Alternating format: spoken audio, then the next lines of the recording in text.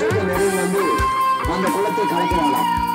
அந்த குளத்தை கலக்கும் போது யார் அதுல முந்தி இறங்குறாங்களோ அதோட சுகமாகிடுவாங்க. ஆனா அவர் இந்த மனிதன் நடக்க முடியாத மனிதனாக இருந்ததுனால அவர் தவழ்ந்து அந்த குளத்துல போய் உலகத்துக்குள்ள வேற யாராவது ஒருவர் இறங்கி சுகமாகி போயிடுவாங்க. இது ஒரு பெரிய ஏமாத்தமா இருந்துச்சு இவருக்கு.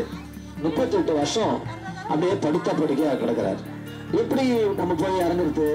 நம்மளை விடுதலை ஆக்கிறதுக்கு யாரும் இல்லையே, நம்மளை கூட்டின்னு போய் அந்த தண்ணியில விடுறதுக்கு ஆள் இல்லையே, ரொம்ப கஷ்டப்பட்டு நின்றாராம். அப்படி கஷ்டப்பட்டு கொண்டு போது ஒரு நாள் இயேசுநாதர் என்ன பண்ணாராம், அந்த குளத்தினாருக்கே வந்தாராம். அந்த வசனங்களை சொல்லி தந்தாரு. அப்ப சின்ன வயசுல இருந்தே அந்த ஆண்டோட வார்த்தைகளை கேட்டதுனால எந்த பாவத்துக்கும் நாங்க போல ஒரு நல்ல பிள்ளையா என்ன பண்ணோம் வளர்ந்து இன்னைக்கு ஒரு சாட்சியா அவங்க இடத்துல நாங்க வந்து நிக்கிறோம். ஆண்டோட வசனம் தான் ஒரு மனுஷன் என்ன பண்ணும் நல்வழிப்படுத்தும் வேதம் சொல்லுது. ஒரு மனுஷன் நல்லா இருக்கணும்னா அவன் நடைகள் நல்லா இருக்கணும், அவனுடைய செய்கள் நல்லா இருக்கணும், அவன் என்ன செய்யறான், அது என்ன நன்மையானது செய்யறான் என்றது ரொம்ப ரொம்ப முக்கியம். அது போலதான் நாங்க சின்ன வயசுல இந்த ஆண்டவரை தெரிஞ்சு கொண்டதுனால நல்ல காரியங்களை நாங்க கற்றுக்கொண்டோம், நல்ல பிள்ளைகளா வளர்ந்தோம், வாலிப பிள்ளைகளை கூட நல்ல பிள்ளைகளா வளர்ந்தோம். அது மட்டும் இல்லாம இன்னைக்கும் திருமணமாகி கூட நாங்க நல்ல பிள்ளைகளா தான் இருக்கிறோம். காரணம் என்ன சொன்னா அந்த ஆண்டவரை சொந்த ரட்சகராக நாங்க என்ன பண்ணோம் ஏற்றுக்கொண்டதுனால தான். ஒரு மனுஷனுக்குள்ள ஆண்டவர் வந்துட்டா அவனுடைய எல்லா சுபாவங்கள் மாறிடும்.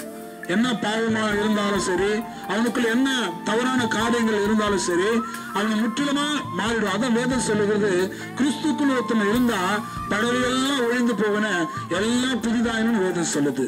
ஆகவே ஒரு மனுஷன் கிறிஸ்துக்குள்ள ஆண்டவராக இயேசு கிறிஸ்துவை தன் சொந்த ரட்சகராக தன் மனதில் ஏற்றுக்கொள்ளும் போது அவனுக்குள்ள இருக்கிற எல்லா தவறான பழக்கங்கள் மாறி அவன் நல்ல பிள்ளையாய் சமுதாயத்தில் எல்லாருக்கும் பிரயோஜனம் உள்ள பிள்ளையாய் ஆண்டவனை மாத்திருவாரு.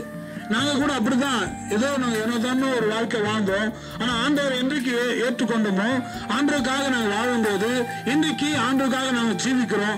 இன்றைக்கு நல்ல பிள்ளைகளா இருக்கிறோம். அநேக பிள்ளைகள் நாங்க இங்க நான் நினைக்கிறேன் நீங்க வந்து பக்கத்துல இருக்கீங்க எனக்கு தெரியாது. ஆனா நாங்க எப்பவுமே ஆண்டவரோட தான் இருக்கோம். நாங்களும் அநேக பிள்ளைகளோட வாலிப பிள்ளைகளோடு நாங்க பழகி இருக்கிறோம்.